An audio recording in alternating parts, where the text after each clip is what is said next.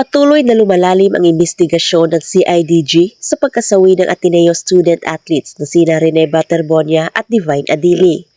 Ayon kay CIDG Director Major General Roberto Morico II, ang kaso ay hindi na nila tinitingnan bilang isang simpleng aksidente. Sa halip, nakatuon na ngayon ang kanilang investigasyon sa posibilidad na homicide o paglabag sa Anti-Hazing Act of 2018. Depende sa mga ebidensya at testimonya na kanilang malilikom. Ipinaliwanag ng CIDG na habang nagpapatuloy ang kanilang investigasyon, patuloy rin silang kumukuha ng mga salaysay mula sa mga coach, manlalaro, dating miyembro ng kupunan at iba pang saksi na naroon sa team building activity.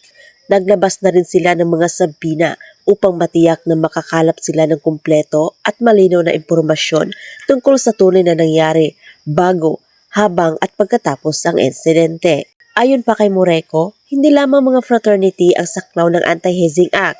Maaari rin itong umiral sa anumang organisasyon kung mapapatunayang may isinasagawang sapilitan o mapanganib na pisikal na aktibidad bilang bahagi ng pagsasanay, pagpapatuloy ng pagiging miyembro. Dahil dito, isa ito sa mga pangunahing anggulong sinusuri ngayon ng CIDG. Sinabi rin ng CIDG na mahalagang malaman kung sino ang nagplano, nag-utos at nangasiwa sa team building activity at kung nasunod ba ang tamang safety protocols. Layunin ng investigasyon na matukoy kung may pananagutang kriminal ang sinuman sa mga sangkot at kung may kapabayaan na naging dahilan ng pagkasawi ng dalawang atleta. Gayunman, binigyang diin ng CIDG na wala pa silang inilalabas na pinal na konklusyon.